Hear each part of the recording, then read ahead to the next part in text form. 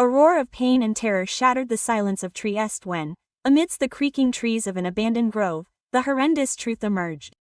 Liliana Resinovich, a painful shadow from the past, lay lifeless amidst the untold secrets of the former San Giovanni Psychiatric Hospital. That place, filled with forgotten screams and freezing corridors, yielded a battered body and an aura of mystery that envelops every investigation like a red veil of blood. It was not a death, it was a muffled cry in the night, an enigma that tears consciences and fuels suspicion to the marrow. From the alleys of Trieste to the halls of silent power, no one seems immune to this tragedy, a case destined to stain the soul of a city forever. This story is not just a crime story, it has become a national nightmare. The story of Liliana Resinovich, the woman from Trieste found dead in a grove hidden among the trees and forgotten memories of the former San Giovanni Psychiatric Hospital, has turned into a murky mystery that continues to stir discussion, division and suspicion. A web of pain, mysteries and tensions that does not seem to find peace. Liliana, known to all as Lily, suddenly disappeared one morning in December, the 14th of 2021. It was an ordinary day, or at least that's how it seemed. She was wearing comfortable clothes for walking and seemed to have gone for a walk.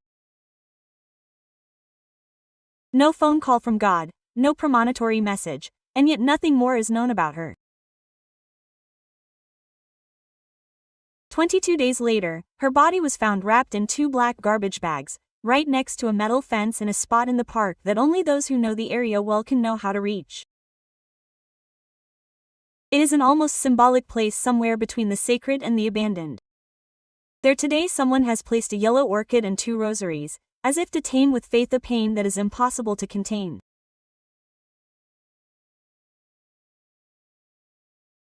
But that body hidden like that, in a way that was as brutal as it was orderly, tells another story. Not that of a fragile woman who decided to take her own life, but of someone who did everything he could to make her disappear and make it seem like she had gone off on her own. A setup, perhaps, or worse, a carefully planned production. Now, almost 3.5 years after that day, suspicions fall heavily on Liliana's husband, Sebastiano Vicentin. A man who, in the early days, had appeared desperate, active in the search, ready to talk to journalists, but over time his version began to waver, also because the words left room for too many omissions. Today, investigators no longer speak in terms of probability. For them, Liliana's death occurred on the very day she disappeared and she was killed by someone with whom she had a deep bond. The injuries on her body leave no room for imagination: bruises to the head, chest, limbs, scratches, bumps, compressions. It was a death by external mechanical asphyxia. Someone suffocated her by holding their hands or arm over her face until she lost consciousness and life. The scene where the body was found is one of the most disturbing elements. The body is in a place that, according to some witnesses, had already been searched in the previous days. A longtime friend of Lily's had even written on Facebook that he had gone to look for her right there, near the little church, but had found nothing. And then 22 days later, there she was, a few meters from where he had looked for her. It is impossible not to think of a cover-up, as if someone had waited for the spotlights to go out before handing over the body, and that handing over opens up a chasm of questions. There are also technical elements that raise suspicions. The cord used to tie the black bags around Liliana's head could be compatible with tools seized in the Vicentin house. Ongoing analyses could reveal whether it was cut with scissors or knives belonging to the husband. If this were the case, the domestic homicide trail would take a definitive turn. But that's not all. Among the objects that investigators are targeting is a fabric bracelet with Greek motifs and light blue and black colors found at Liliana's brother's house. A seemingly trivial detail that could indicate a presence or an exchange that took place during the days of her disappearance, or an even deeper connection between the person who killed her and the person who knew. The question, once again, is who knew what? In terms of forensic reports, the story is a real battlefield. The first autopsy still spoke of a possible suicide, but it was the second, signed by one of the most authoritative forensic anthropologists in the country, that turned everything upside down. She clearly speaks of signs of a struggle, of fractures compatible with a fight, of dynamics that rule out Liliana's desire to end it all. But then why did the first analysis downplay the marks on the body? And who wanted that version to remain the main one for so long? Visintin's defense insists that they need a third autopsy. They say that there are still too many unclear elements, starting with the fact that the body, despite the cold and humidity of the forest, was very well preserved. No signs of animal bites, no obvious deterioration, as if the body had been kept elsewhere, perhaps in a closed or even frozen place. A sensational hypothesis, but one that finds a disturbing basis in the timing of the discovery and the condition of the body.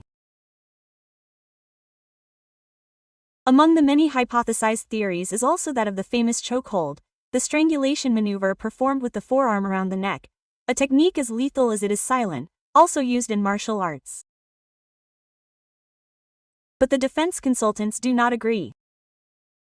If this had really been the cause of death, there should have been petechia on Liliana's face, those small marks typical of prolonged pressure.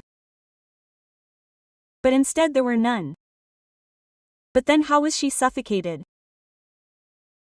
Then there are the family background stories. Because in recent times something between Lil and Sebastiano seemed to have deteriorated. Some friends confide that she was thinking about separating, that she was tired, that she wanted to change her life. Some even spoke of a new man, a loving friend, perhaps something more. Another possibility, another threat to an already fragile balance. And if Liliana really had decided to leave, who could have stopped her? It seems that her husband had given her belongings, shoes, clothes, small souvenirs, to people close to her, even before her body was found. A detail that makes your blood run cold. How could he have been so certain that she would never return? And then there is that park, a place that smells of forgetfulness, a border area between the city and abandonment, a land where silence has learned to speak. It is not difficult to imagine that there, in the middle of the ivy, among old fences and forgotten paths, uncomfortable truths could be hidden. Some witnesses say they saw lights in the days before she was found, a torch, a silhouette, a man with a white beard, a fleeting apparition that today takes on a completely different meaning. Amid all this, a bitter truth remains. Liliana has not had justice. Not yet. And the more time passes, the more this silence becomes deafening. Too many unanswered questions, too many details that seem to lead in opposite directions. It was a sudden attack, revenge, a desperate attempt to stop an inevitable change.